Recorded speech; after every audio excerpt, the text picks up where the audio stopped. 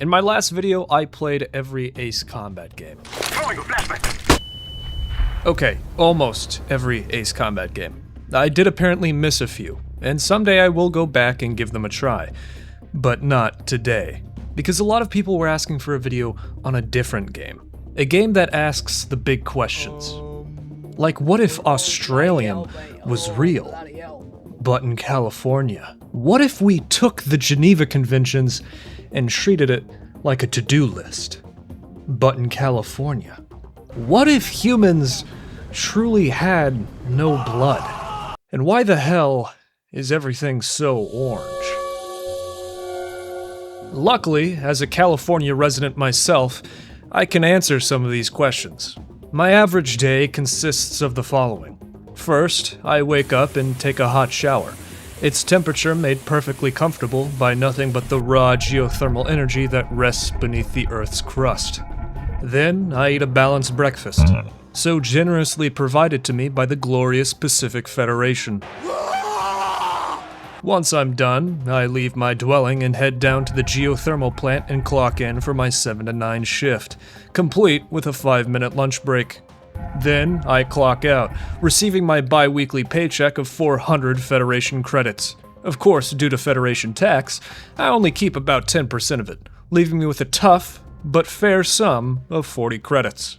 On my way home for the day, I can't help but wonder, is this all I'm here for? Or am I meant for something greater? Do I deserve more? Questions that have been debated by our greatest philosophers for millennia, but only now is the true answer right in front of us. Full-blown terror, freedom fighting. Welcome to the world of Project Wingman. Fair warning, there will be spoilers in this video, but first, some background. So as it turns out, 12 years is actually quite long. It was also the amount of time that Ace Combat fans went without a good game. Well, at least they got a game. Silence. I'm speaking. So, a certain group of Ace Combat fans got together and took a page out of Thanos' book. No, not the mass murder part. I'm talking about the part where he goes, "Fine. I'll do it myself." And so they did. And nothing warms my heart more than a small independent studio pushing out something that rivals the greats. And this certainly does. I'm gonna tell you all about it. Project Wingman takes place 400 years after a world-spanning apocalyptic event known as the Calamity.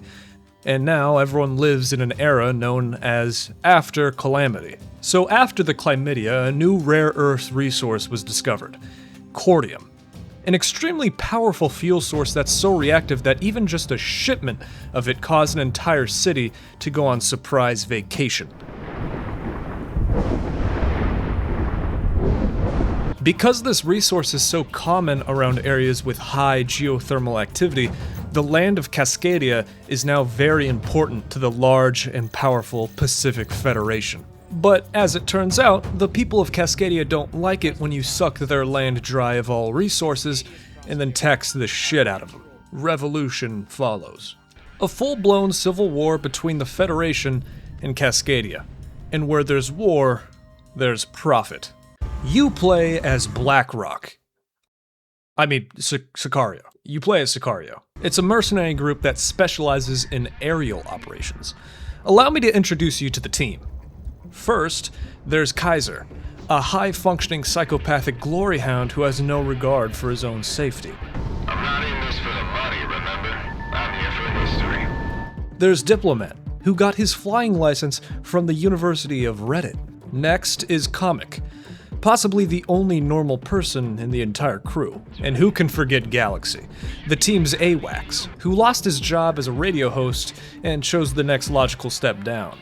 And last, but definitely not least, Prez, your batshit crazy wizzo who is literally the only other person on the planet who can withstand a constant 30 Gs without looking like an empty tube of toothpaste afterwards. You, of course, play as the staple mute psychopath known only as Monarch, who didn't join Sicario out of greed for riches, nor did he join for the glory. He joined only for two reasons.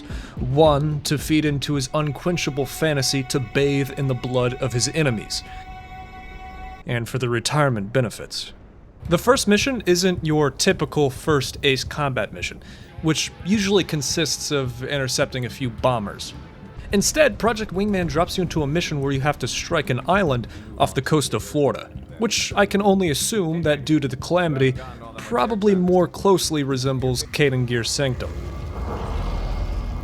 This mission serves more as just something to do while you listen to the characters talk about the world and provide exposition. That is, until the most vile of God's creations appear. The British. We've got no beef with you, it's all business. I'm sure you guys understand. I just woke up in a fucking steaming mood, yeah? Because I live in a shithole! Do you know what I mean? Birmingham is a... Although they aren't too inclined to fight us anymore, seeing as how we've just exploded everyone involved in signing their paychecks. What the hell? I felt that in my teeth. Oh, damn, Monarch. Right off the bat, this game reminds me of Ace Combat 6. The target-dense missions, the powerful gun, and the smooth flight model. Just a few missions in, and I already had a favorite character. It's Prez. Kill him! Kill him! Kill him! Put the nose on him and kill him! Come on, he's on fun! Shoot him! Shoot him! The idea of having an actual Wizzo that interacts with both the player and the rest of the cast is genius. It works heavily in this game's favor. I would have given President a spare plane to run a spot, but I don't know if anyone else can stand being Monarch's Wizzo. Yeah, I've seen her fly before. Good call. Eat my ass, Galaxy. At first, I wondered why Ace Combat never did something like this, before I remembered that they actually did. They even let you pick from a selection of Wizzos in Ace Combat Joint Assault.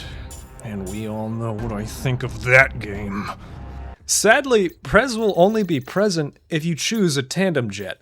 That is, a jet with two seats, one for the pilot and one for the weapons systems operator. The problem is, there's only 6 of these jets, and they're some of the weakest performing planes in the game. It's odd because they had the opportunity to easily make some of the better aircraft tandem jets. Like, you have an F-15, you just had to make it an F-15E.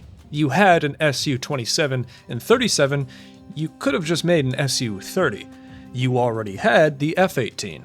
Just make it an F-18F.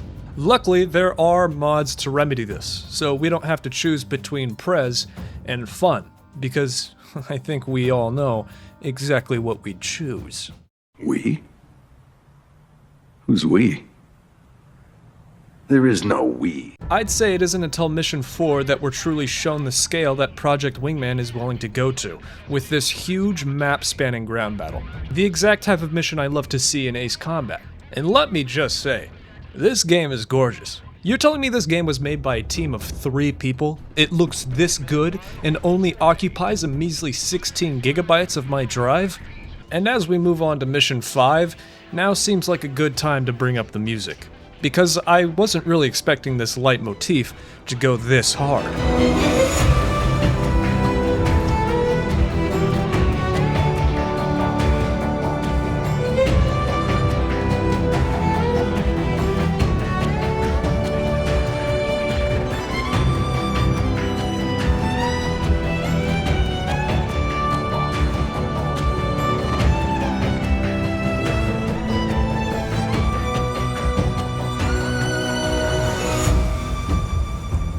This mission does a really good job at showing the player that this rebellion is not so well organized, and that Cascadia is losing badly, which is great for us because it sets up the perfect underdog story.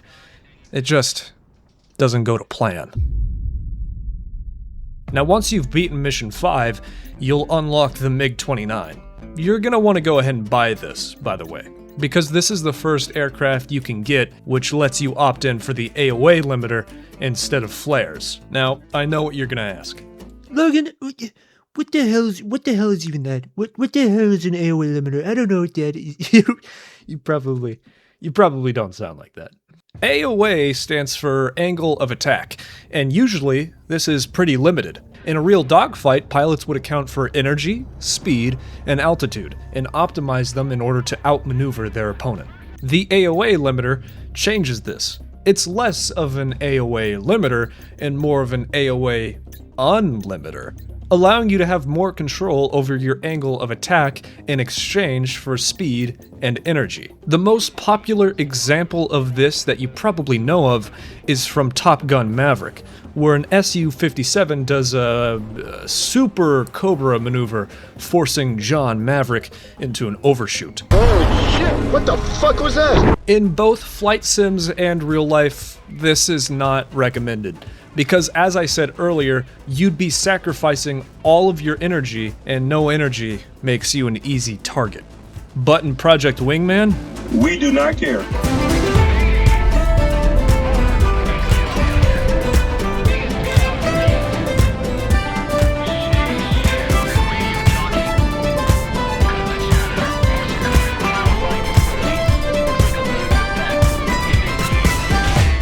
Okay, listen.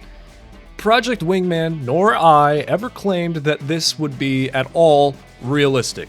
I mean, come on, there's giant aerial fortresses, laser beams, and people actually doing something about a tyrannical government. It's not supposed to be realistic. It's an arcade flight shooter. It's supposed to be a fun but challenging power fantasy.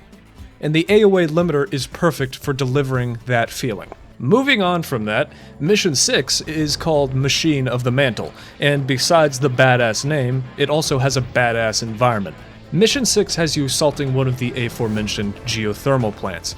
It's used to harvest, refine, and store cordium. At first, this seems like your run-of-the-mill show up and blow up mission, until we are suddenly interrupted by a new and intimidating presence. Because how could this be a true homage to Ace Combat without there being a rival squadron? In Project Wingman, that's Crimson.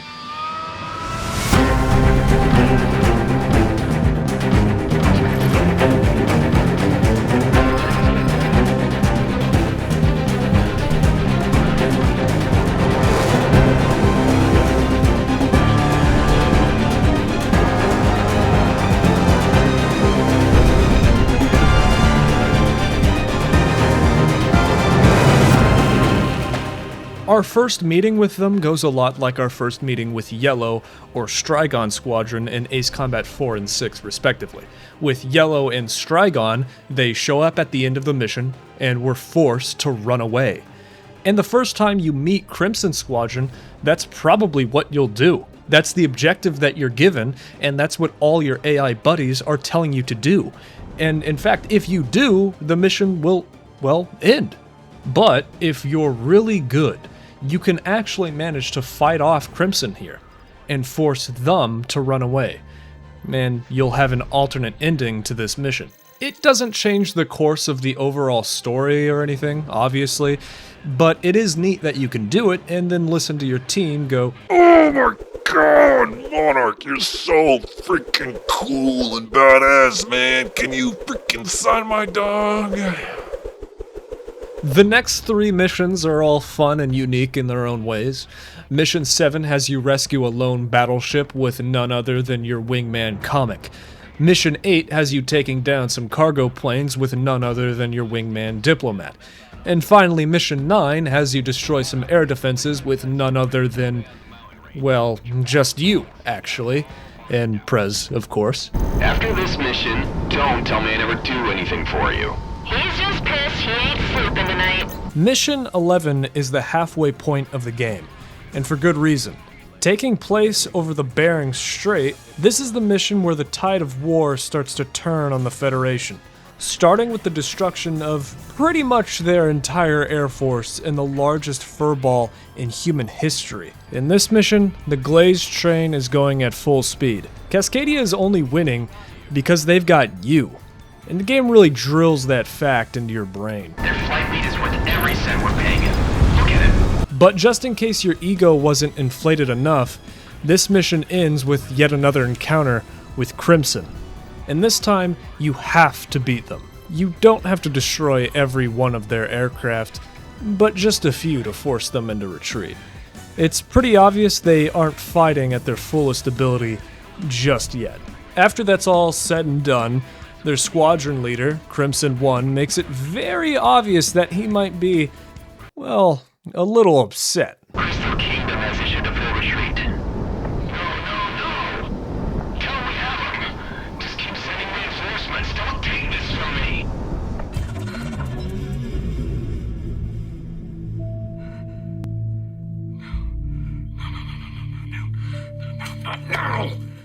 Hopefully this is as mad as he'll ever get.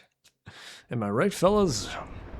Next, we're brought to a cool nighttime attack on these offshore rigs, in a mission that's clearly inspired from Ace Combat 4's mission Lifeline. And after I'm done with this mission, I'm gonna need a lifeline, because I don't really remember Ace Combat 4 having fucking lasers flying everywhere, so, you know, that's new. This mission seems fairly routine up until the end, when a strange experimental fighter called the Spear, that's with a 3 and a 4, by the way, takes off from one of the platforms piloted by a mercenary simply named Frost.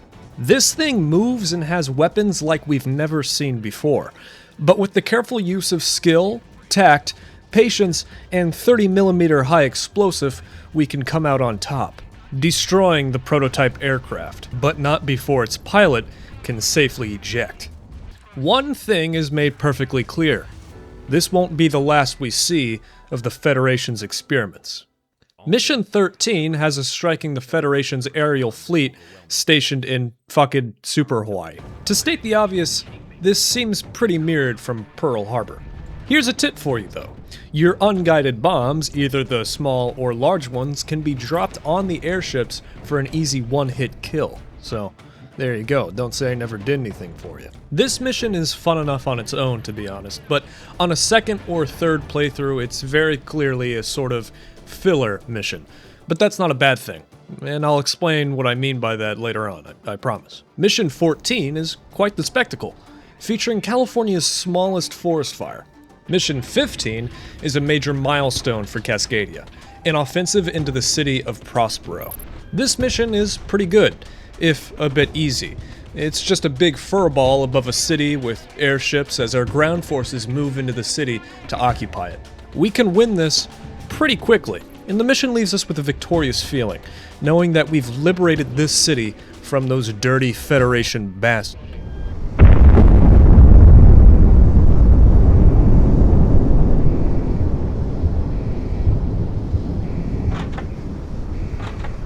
This mission is called Consequence of Power.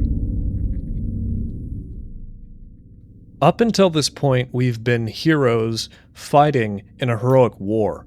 Okay, well, maybe not heroes. Remember, we're still war profiteers. But the cause seemed righteous so far, and things were going relatively well. We were winning the Civil War. But now, the damage is catastrophic. The cruise missiles launched at Prospero had cordium payloads. That cordium began a chain reaction starting with the nearby volcano, a reaction that would cause destruction all across the Pacific. A second calamity. The next mission is a solemn return to where Sicario had been headquartered. My first time playing this mission, the feeling I had really stuck with me. Since the beginning of the game, the music had been a bigger companion to us than any of our squadron members. But now, it's gone. And all we're left with is the atmosphere and the desperation of our team.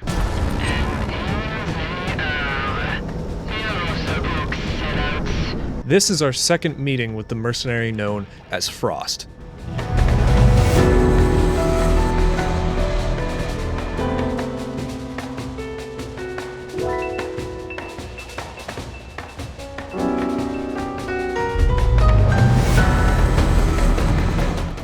This time, she isn't in the Spear. She's in an aircraft dubbed the PW. She also didn't come alone, bringing with her the last people we'd ever want to meet. The British. Birmingham is a fucking shithole! I hate the fucking place! I fucking hate it!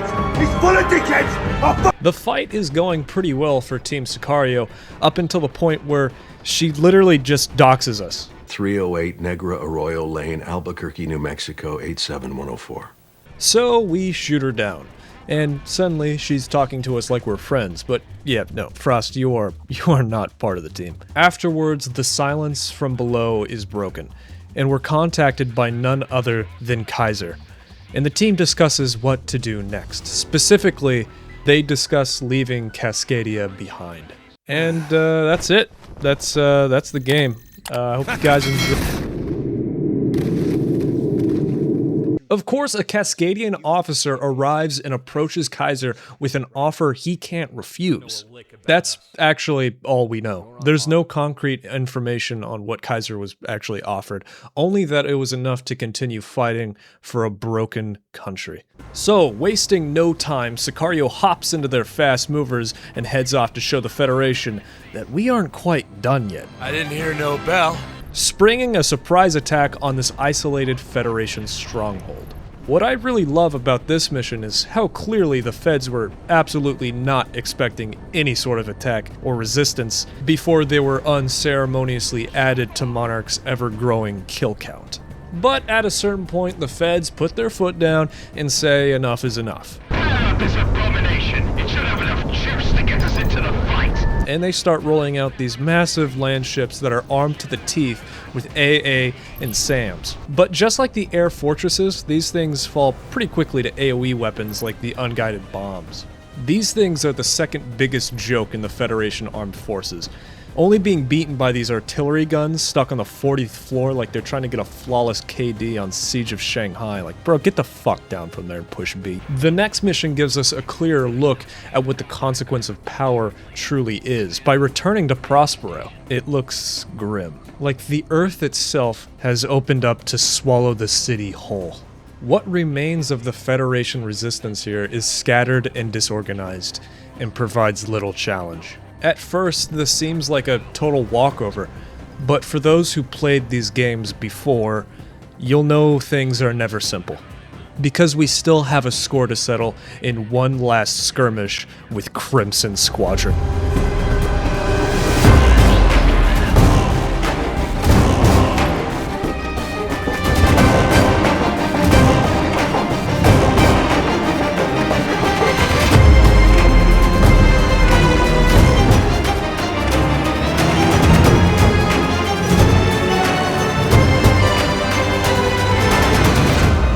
I'm convinced that this volcano only exists in this game so we could have this dogfight next to it. Absolute cinema. It might be peak. It's peak. This time, Crimson will make no attempt to retreat, fighting to the very last man, until all that's left is their bitter squadron leader, who seemingly refuses to eject and is fucking killed in the resulting explosion. I mean, he screams in his cockpit. It is, wow. By now, we should all be realizing that everything is about to be wrapped up. Usually when the rival squadron is taken care of, it means there aren't many missions left on the board. And that's the case here, as Sicario joins the Cascadian fleet in one final attack on Presidia. Mission 19 is an awesome fleet battle, and if you don't use a carrier-capable plane here, then you're not on my team. And finally we arrive at the final battle of the war. The Cascadian attack on Presidia, the capital, the city we were forced to abandon in Mission 5. This is a pretty long mission, as it slowly opens up more and more of the city with more enemies coming in as it progresses. It makes it seem like both sides have truly converged all of their respective forces on this single battle. And the feds don't stand a chance. It seems like we're about to completely remove them from the city until... Read our following provisions and undertake to respect and to implement them following a ceasefire has been declared. The ceasefire. The end of the war. It comes suddenly, and at first we're not exactly sure how to feel about it. But at least we can rest easy knowing that Presidia, for now, is out of harm's way, and that peace talks can continue in favor of the Independence Force.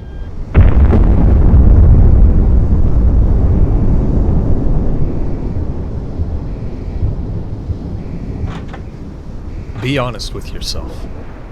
What did you expect? A happy ending? Wrong game, wrong villain. You're a slave to history.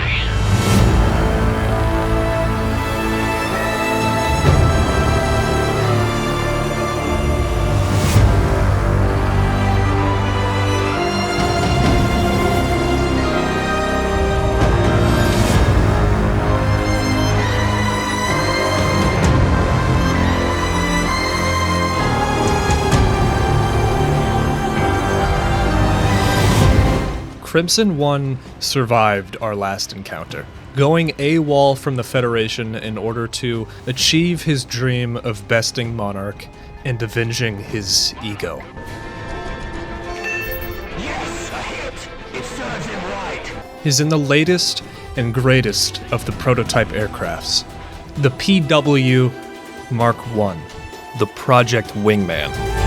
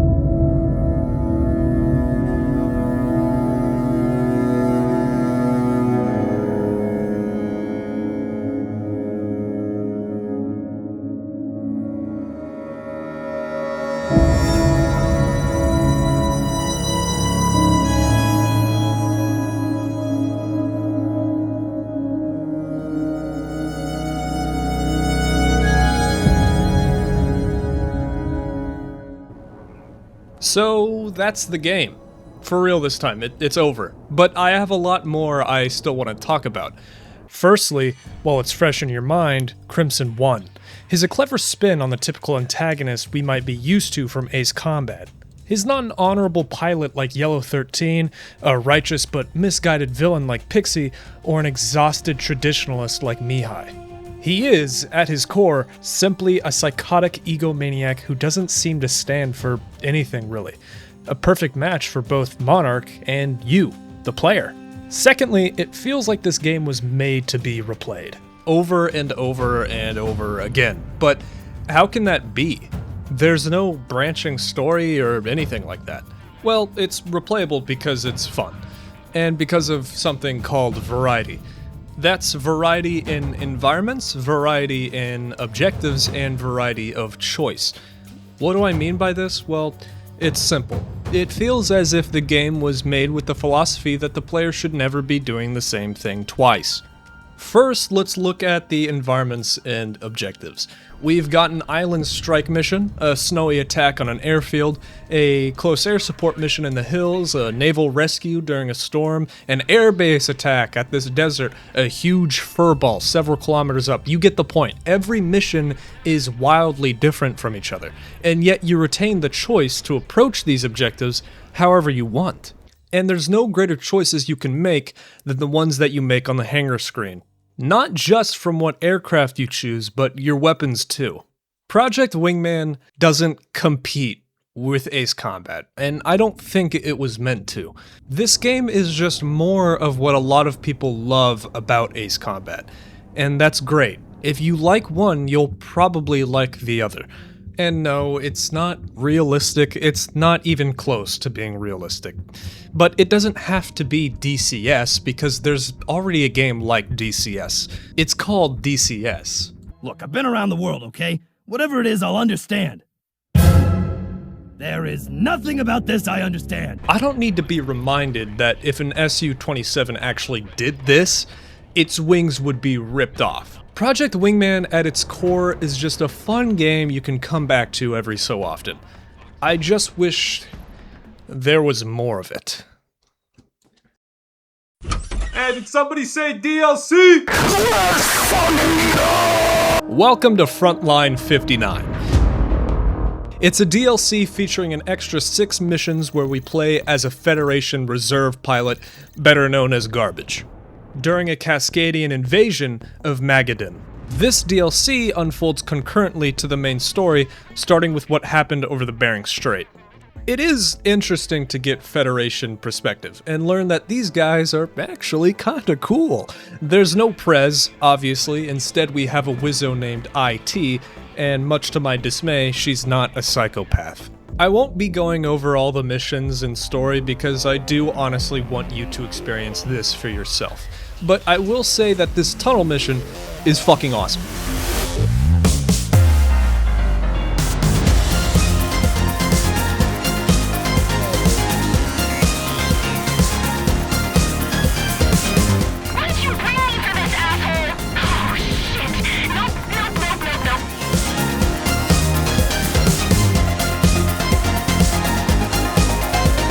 Now there's one more thing I haven't talked about yet, and that's Conquest. Stand ready for my arrival, worm. It's an extra game mode where you have to actually take over Cascadia, managing your units, aircraft, and threat level, so you can really feel like the one behind the wheel of war. It's pretty fun bonus content, but the progression is sluggish compared to the campaign. Basically, Project Wingman is a really good game. Sector D2 perfectly emulates the feeling I got while playing Ace Combat, but also adds so much more. It separates itself from the usual formula that Ace fans might be used to. You can tell that this game is a love letter to Ace Combat and the fans who have waited so long for Ace Combat 7. And now I'm waiting for whatever's next for Sector D2. I hope you enjoyed this video because I enjoyed making it. I also want to let everyone know that the next few videos probably aren't going to be about plane games, despite what you might think. This is not an aviation channel, it's a gaming channel. So expect a lot of different games in the future. If you like this video or have any questions, email me. I love hearing from you, and the email in the description is the best and quickest way to reach me. I try my best to respond to all of them. And one more thing, because I didn't forget. Where do I place Project Wingman in my Ace Combat tier list? Well, I'm not exactly sure. It's kind of its own thing, but if we were tearing it purely off of how much fun I had, it's probably S. But then again, there's no Pixie cameo, so it has to be F tier.